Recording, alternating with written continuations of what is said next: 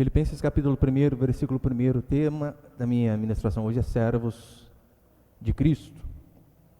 Filipenses 1, diz assim: Paulo e Timóteo, servos de Cristo Jesus, a todos os santos em Cristo Jesus que estão com os bispos e diáconos em Filipos.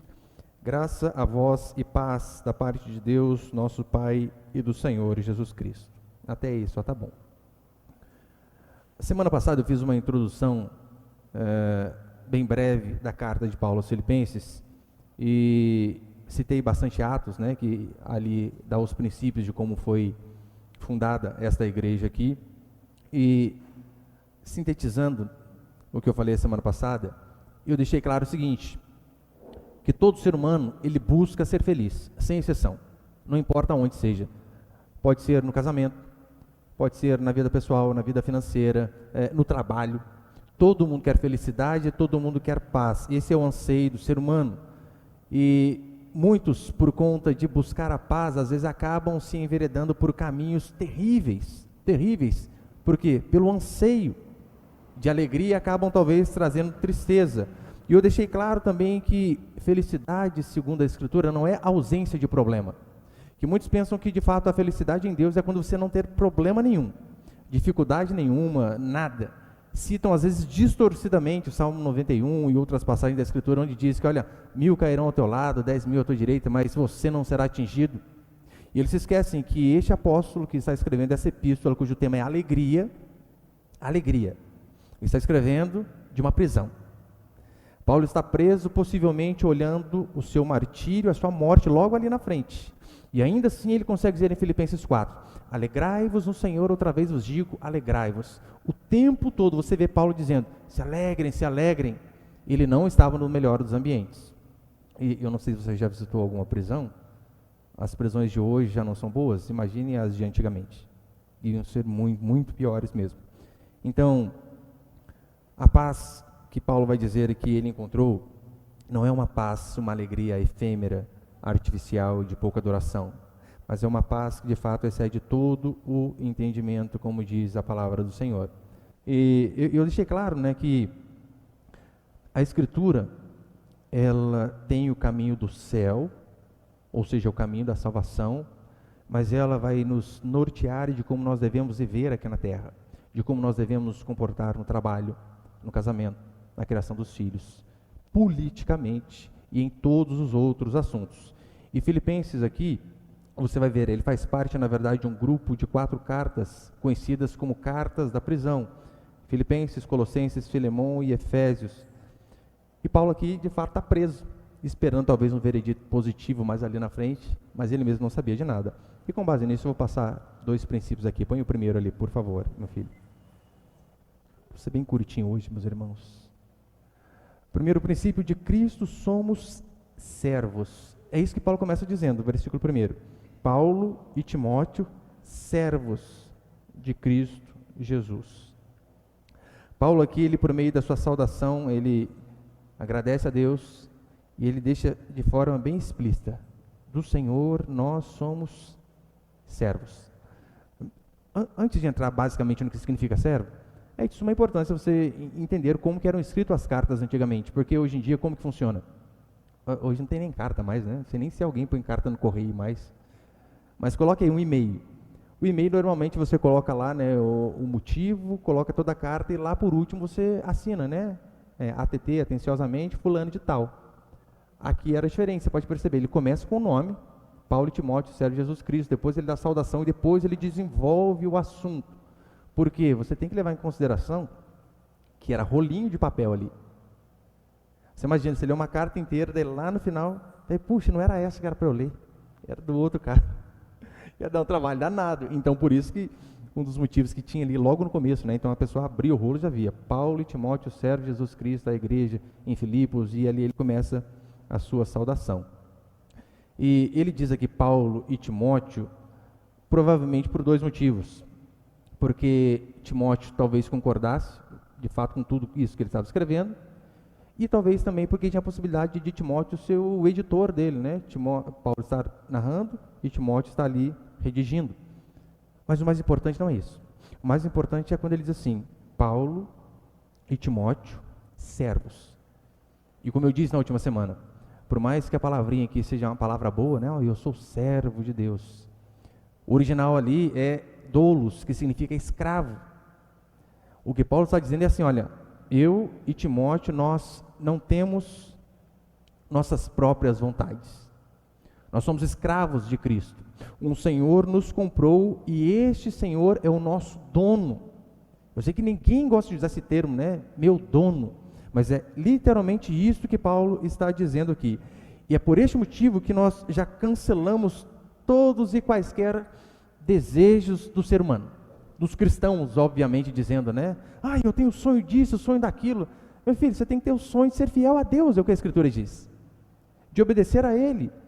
O seu grande objetivo não deve ser ter uma casa na praia, ganhar 10 mil reais por mês. Nada contra se o Senhor, no meio do caminho, o abençoar desta forma. Mas que o nosso foco, o nosso objetivo seja sempre o de ser fiel. Que quando nós chegarmos lá na glória, nós possamos de fato receber aquele tapinha nas costas lá dizendo, servo bom e fiel, fizeste o que era bom, o que era reto, e por conta disso, entra no gozo do teu Senhor. O que adianta chegarmos lá no final, com todos os bens materiais possíveis, e então, livro da vida, você está lá esperando o seu nome, e de repente, não vi aqui não, rapaz. Rafael, quanto? César conhece ou com Z? Eu com Z. Não tem. Imagina a tristeza. Muito triste. Então, o nosso objetivo deve ser o de ser fiel ao Senhor. Independente de realizações pessoais.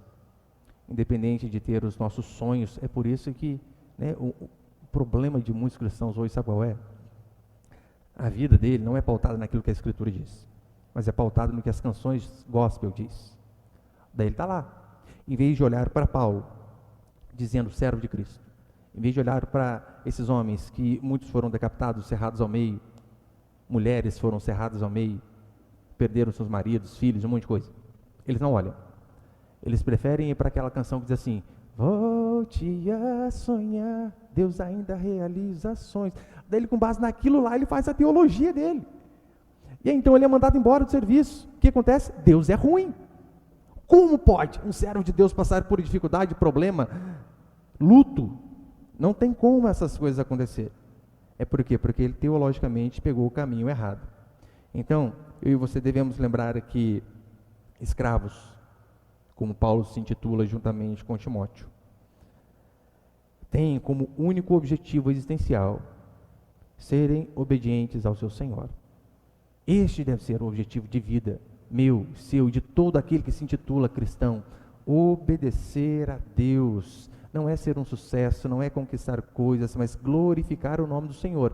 E quando eu digo glorificar o nome do Senhor, não é só quando as coisas dão certo. É que muitas pessoas pensam que o nome de Deus é glorificado quando tudo vai bem, quando o dinheiro entra, quando a igreja cresce, expande. Não, é glorificar o nome do Senhor até quando as coisas derem errado. É por isso que Paulo aqui ele vai dizer, olha, por conta das minhas cadeias, por conta da minha prisão, toda a guarda pretoriana está sendo evangelizada. Ou seja, eu estou sendo preso, estou me lascando, vou morrer, mas por conta dessa circunstância aqui, eu estou conseguindo evangelizar pessoas que eu jamais conseguiria. Eu sei que talvez não é o seu sonho, né? Ser missionário lá no IRT, Cela 9, Pavilhão 8. Mas em tudo a Escritura diz que o nosso Senhor deve ser glorificado.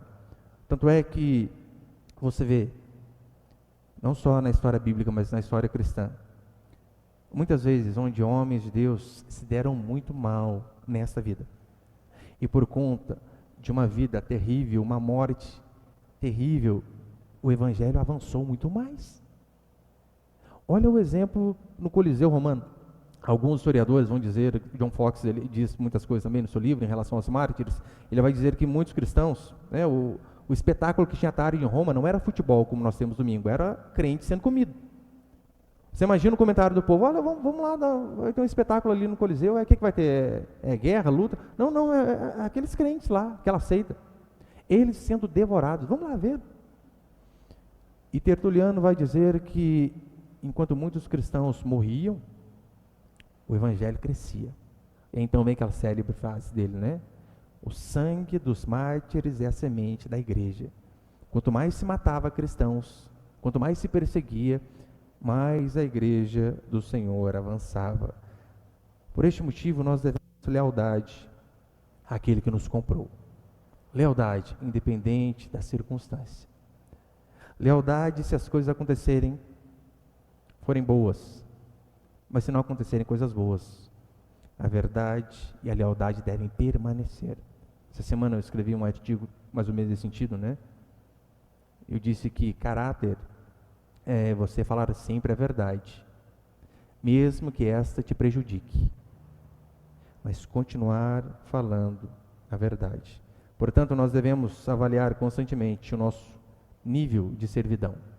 Nós temos seguido este padrão aqui de Paulo e Timóteo, sido servos. Você serve a Deus apenas quando lhe convém, quando você não está cansado, quando eu posso. Nós vemos constantemente homens e mulheres de Deus servindo ao Senhor com seus talentos, com seus dons, com seus bens, que também é uma forma de servir a Deus, com certeza. Aqui nós vemos uma das alegrias de Paulo, sabe qual era? Paulo estava passando por uma necessidade financeira, e então os bispos e diáconos reúnem a igreja, levantam uma coleta e levam até onde Paulo está. E Paulo diz: nossa, minha alegria é sobremodo por conta deste ato de vocês para comigo. Então nós devemos servir a Deus, não apenas de todo o coração, de toda a alma, de todo o entendimento, mas com nossos dons, talentos e recursos que Deus providencia. E segundo e último para encerrar, põe ali por favor, Caio.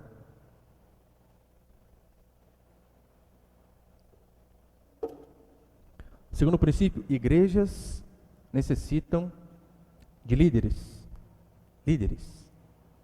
homens firmes. No Antigo Testamento, Moisés diz: homens da maior firmeza.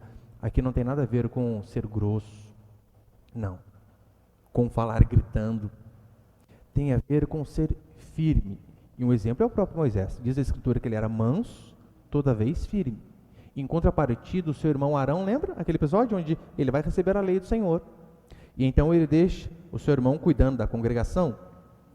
Moisés sobe e rapidamente o povo já começa a buzinar no ouvido do irmão dele.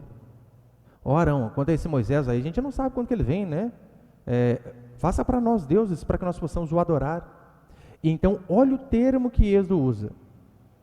Arão deixou o povo à solta. Arão não teve firmeza para manter o povo no trilho. E quais as consequências disso? Se Arão tivesse sido firme com o povo ali, dizendo: não vamos adorar bezerro nenhum, não importa quanto tempo Moisés demorar, o Senhor chamou, o Senhor vai trazer, e nós vamos continuar sendo fiéis a Deus. Se ele fizesse isso, é bem provável que alguns da congregação ali fossem embora. Arão, tá louco? Desse jeito eu não quero. Não, eu quero um Deus visível, palatável. Olha, agora Moisés sumiu, não sei se volta. Não, desse jeito eu não quero, vou embora. Tinha essa possibilidade de pessoas irem embora? Óbvio que tinha. Na igreja, às vezes, é uma mensagem um pouco mais dura, um pouco mais de confronto ali. E eu venho orando, falei: Deus, que não seja indireta para ninguém, mas como nós pregamos de forma expositiva, aí a palavra é esse confronto para nos mudar constantemente. E eu sei, puxa, fulano vai ficar chateado, fulano vai ficar chateado. E que se ficarem chateados, que não seja pela falta de sabedoria minha, mas por conta do confronto da palavra. E às vezes as pessoas vão embora. Arão, se ele fosse firme, ele perderia alguns. Ele não foi. Arão foi o politicamente correto. Não, calma, o que vocês querem? Não, vamos fazer desse jeito aqui. Calma aí. A irmãzinha chegou na igreja agora. Irmã, o que você faz? Você dança? Não, vai, a partir de agora, você é do ministério de dança. Fica aqui, ó, virando piroleta aqui, ó. Não tem problema não. E você, fulano, o que você faz? Pastor, eu jogo bola. A partir de hoje você vai ser o jogador do Senhor. Seu ministério deve ficar dando tudo que é tipo de cargo para prender a pessoa na igreja, que é um absurdo. Ele poderia perder algumas pessoas se ele fosse firme. Mas ele foi frouxo. Diz a Escritura que 3.000 pessoas morreram por conta da frouxidão de um homem. 3.000. Traduzindo, as perdas por ser firme são bem menores do que as perdas por ser frouxo. Homens da maior firmeza. Esses homens, eles viviam numa colônia romana. Filipos era uma colônia romana. Mas ainda assim, Paulo constantemente fazia questão de lembrá-los. Ainda que vocês vivam bem aqui neste lugar, este não é o final. Vocês não devem esperar toda a bondade do governante terreno. Vocês não devem esperar toda a felicidade do governante terreno. A nossa verdadeira alegria está em Deus. É Ele quem nos traz alegria, ânimo, é Ele que nos fortalece.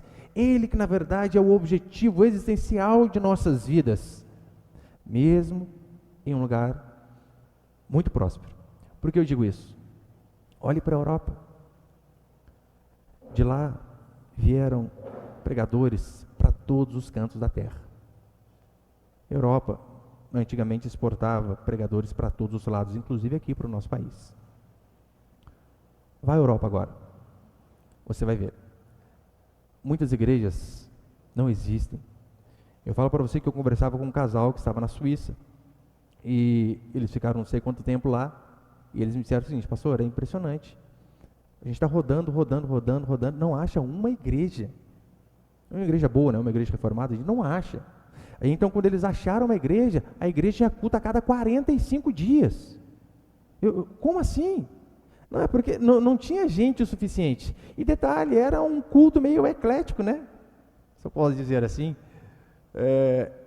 Tinha cristão, tinha católico, tinha tudo. Mas como assim? O pastor não falava contra a imagem. Eu falei, não, porque daí os católicos iam embora. Consegue ver o medo de ser filho? Só que em compensação, você viu como eles são prósperos. Você não vê um papel de bala na rua. Eu sei que é chato, você fica me ouvindo toda vez, mas toda vez eu dou esse exemplo. Lá ele me dizia, cara, a gente pisa na faixa de pedestre aqui, o cara lá na esquina já para. Aqui, você pisa aqui, você perde o pé. Já era. Não respeitam nada. Muito próspero. Muito vazio de Deus. Infelizmente. São duas coisas que podem nos separar do Senhor, né? Ou uma grande dor, ou um grande amor. Ou a miséria, que talvez nos faz ficar chateados com o Senhor, ou ter muito. Porque você tem muito, mas está todo vez viajando, toda vez saindo, e nunca tem tempo para Deus. Isso é terrível. Paulo aqui, ele se apresenta como servo. Servo. Se você ler algumas outras epístolas, você vai ver Paulo se apresentando como apóstolo. Mas aqui não. Aqui Paulo se apresenta como servo, porque ele sabia, eu fundei essa igreja, os irmãos me conhecem, eu não preciso impor autoridade alguma sobre eles, eles sabem da autoridade que Deus me investiu. Os irmãos sabiam e reconheciam isso, que Paulo era um homem de Deus. É por isso que Paulo começa dizendo aqui, né? Paulo e Timóteo, servo de Jesus Cristo, a todos os santos em Cristo Jesus. Eu sei que talvez na mente de muitos crentes ainda hoje, a palavra santo está associada com o catolicismo. Em que sentido? Santo é alguém perfeito, alguém que não erra, mas não é. O significado literal da palavra é separado, né? Santo é aquele que é separado para algo. Quando você casa, você é santificado, a sua esposa, ao seu marido, ou seja, apenas para aquele. E quando ele diz aos santos de Filipos, ele está dizendo, aqueles que mesmo em um mundo perdido e corrompido foram separados para o Senhor. E assim acontece com todos nós que somos filhos de Deus. Nós somos separados para algo. Nós somos separados para alguém. Para quem? Para servir o nosso Deus. Por isso você deve, a todo custo, se separar de palavreados chulos, de roupas indecentes, de amizades que te afundam e não te levam para perto de Deus. É fácil você saber se determinada pessoa é um bom ou um mau amigo. É só você ver, isso aqui me aproxima ou me afasta de Deus? Então você já tira sua própria conclusão. E aqui, para encerrar, perceba que Deus, Ele estabelece autoridades em toda a Escritura. Paulo, apóstolo, ele de fato se reconhecia, eu sou servo. Os servos da igreja de Filipos sabiam, ele é apóstolo. A autoridade da liderança, ela deve reconhecer, o meu trabalho é servir. E ao mesmo tempo que os servos, que os irmãos e irmãs devem reconhecer, né, é Deus quem levanta homens para que possam liderar a igreja. Então Paulo, ele dirige a sua carta com a saudação inicial a todos os santos que vivem em Filipos, e ele ainda diz, aos bispos e diáconos. Bispo, ali, é um termo intercambiável, né? Bispo, presbítero e pastor, tudo tem a mesma função. Então você pode ver que algumas igrejas, olha, é o presbítero, é o bispo. Então isso aí indifere, né? Eles acabam fazendo a mesma função.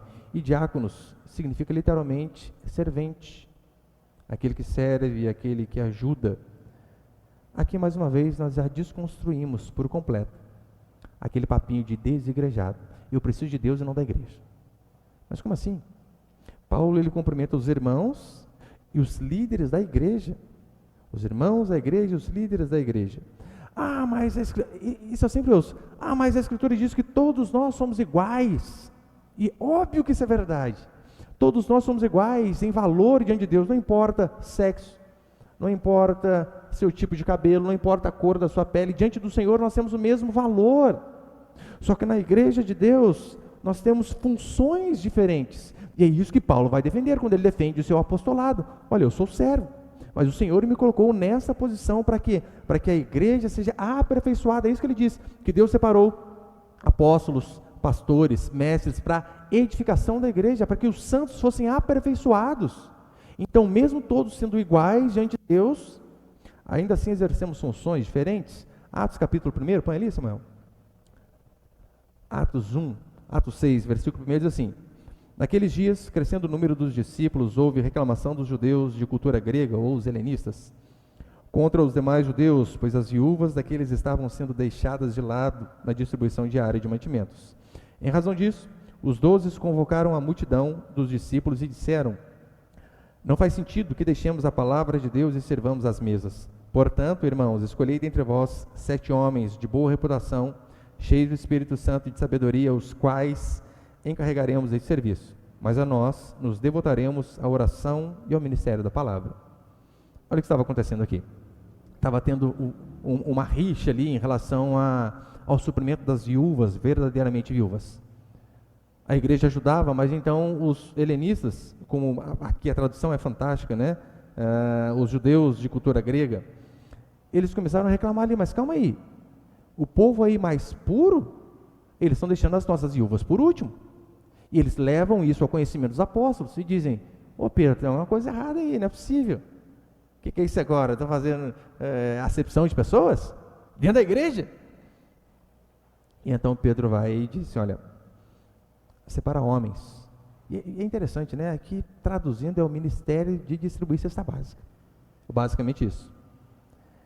Olha o que ele diz no versículo 3: portanto, irmãos, escolhei dentre vós 7 homens para distribuir cesta básica, de boa reputação, cheios do Espírito Santo e sabedoria. Gente, para distribuir panetone no final do ano, literalmente. Não podia ser qualquer um. Homens, cheios do Espírito Santo, sabedoria e de boa reputação. Com qual finalidade? Ele vai dizer, né? Porque não convém que nós deixemos a oração e a palavra para servir as mesas. Esses servos são muito importantes. Há outras pessoas que precisam fazer esse serviço. Para quê? Para que nós possamos nos dedicar de forma integral à palavra e à oração. Para que nós possamos fazer o melhor. E aquele que se diz desigrejado, que fica fora da comunidade, no fundo, ele diz, né, eu não preciso de pastor, eu preciso só da Bíblia, eu não preciso de igreja. Isso é apenas uma desculpa. Vá lá, confira a vida dessa pessoa. Eu sempre digo, todo desigrejado que diz que não precisa de pastor, não precisa de igreja, a única coisa que ele está dizendo é: eu quero pecar sem ser cobrado por ninguém. Onde já se viu isso? Eu fazer algo errado e o pastor me ligar.